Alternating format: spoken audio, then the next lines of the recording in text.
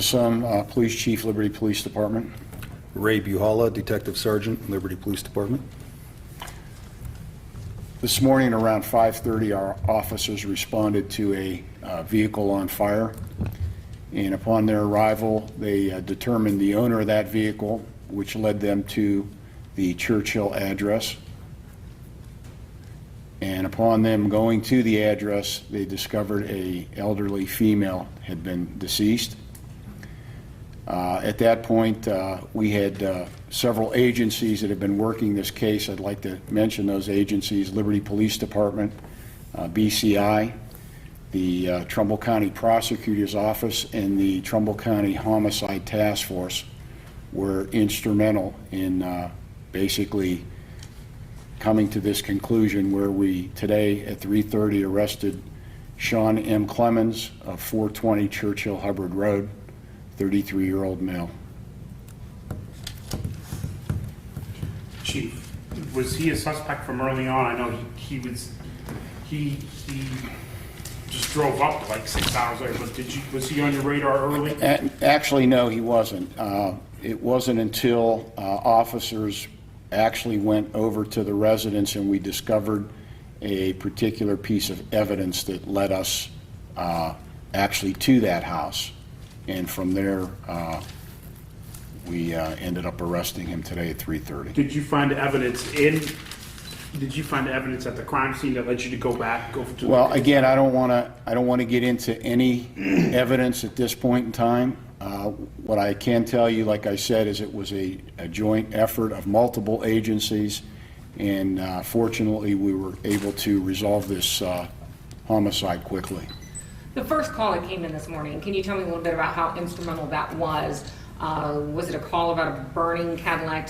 Or shots fired? Tell me a little bit about that call and how critical that person's call was to leading to find out what happened and actually leading to the killer. Basically, what happened is the officers responded to what they thought was a shots fired call. They discovered a vehicle that was off the road in a particular place where it shouldn't be. They investigated that and observed some smoke from the vehicle, but they didn't see anybody inside. The alert officers ran the license plate, followed up on the owner of who the vehicle was, went to that residence, and that's what led us to where we are now. What did you find? Did you find, like, was the door kicked in? Well, they did find some forced entry, and upon gaining entry into the home, looking for anything that may be out of place, they discovered the victim. Mr. Clemens lived across the street from the victim, correct? Can you tell us the victim's name? Actually, I don't have that information in front of me. He has the report on that. The victim is Jane LaRue Brown. Everybody in the township knows her as LaRue. She's always out walking, always out talking to neighbors. She comes up here frequently, so she's well known in the community. How old is she? 84. 84.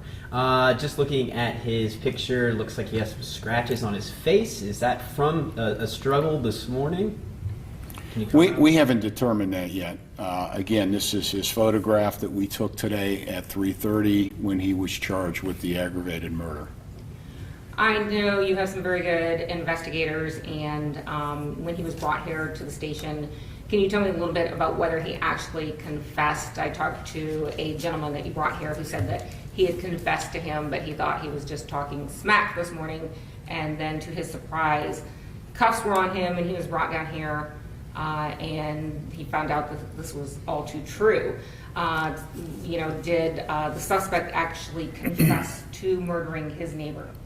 Well, again, what we have thus far is we have evidence that points in that direction, and we did interview him, and based on that interview, we have now charged him with aggravated murder. Have you ever had a guy drive back to the scene of a crime? Well, they probably have. We just didn't know it. I mean, in this particular case, we ended up observing him. Our officers knew who he was, and subsequently they stopped him and placed him in custody. At what time was that? That was earlier today at around 2:30, 2 o'clock. Might have been even a little bit earlier than that. I think about 1:30, maybe? No, it was- 1:30? No, it was- It was 1 o'clock. Yeah, it was What? about 1 o'clock. About 1 o'clock, okay, okay. I could tell you. I know I was He's there. got the timeline. Yeah, I can tell you specifically. Obviously, it's been a busy day, so we haven't had a chance to put together the timeline. And was there any beef between the two? Was there, did he just see this as an opportunity to rob her, or what? I mean, was there any motive for him to murder this lady that everyone just loved and thought the world of? We don't want to talk about motive at this point. That'll come out in the proceedings of court. What we can tell you is he did arrive back to the residence at 12:48. The officers were already looking for him, and they observed him, and they brought him down here where he was interviewed. Did he give any indication of why he came back? Why he would come back? Well, he lives there. I know he lives there, but I mean, I couldn't speculate to that. All right. Other than the fact that he lives there, he was done with work for the day, and that's what he did. Are there any other suspects? We don't really want to comment at this time on any other suspects. Right now, we have one individual under arrest for aggravated murder. What type of evidence was collected at that scene and at the, I guess, during the search warrant at his home? We don't want to comment on that right now. That's something that you can learn later on after it goes in front of a grand jury or whatever they do.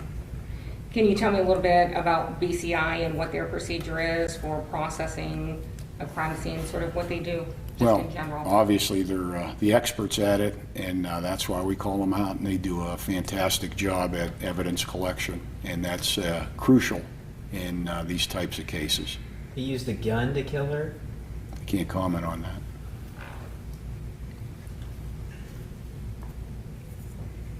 Anything else, the most important thing that you think people ought to know? I know the family is extremely distraught. Is there anything, I mean, did you know the victim and what type of a lady was she? We heard she was a very lovely lady.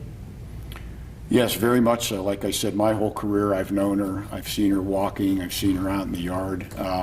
You know, when it happens to any of our residents, we take obviously a personal interest in it. And again, it's because of the fine work of the agencies involved that we were able to arrest this individual and get this thing quickly solved. Can you go through a laundry list of those agencies that were involved? I know I saw people from all over. Basically, the Trumbull County Homicide Task Force, with the assistance of the Trumbull County prosecutors, that's comprised of agencies like Howland, Cortland, Lordstown, Trumbull County Sheriff's Office.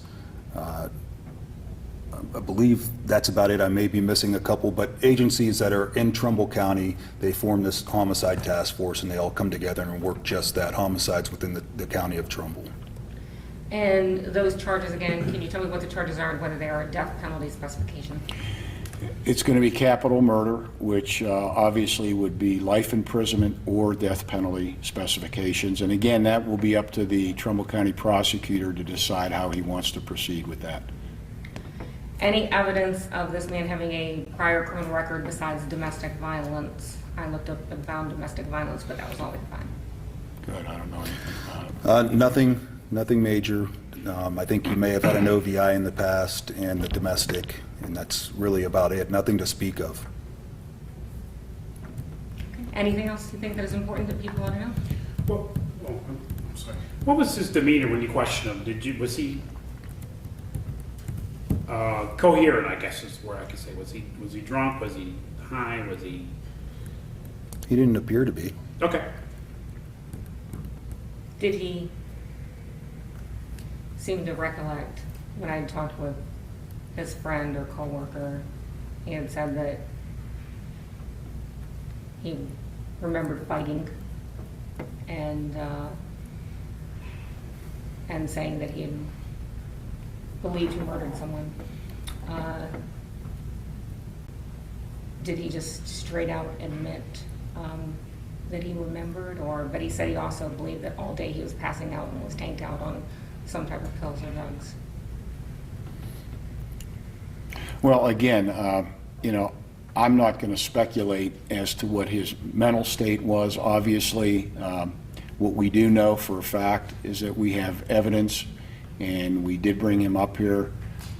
He was confronted with certain evidence, and at some point in time, these detectives decided to charge him with capital murder. Thank you so much. Thank you. Thanks, you guys. Good job. Thank you. Thank you.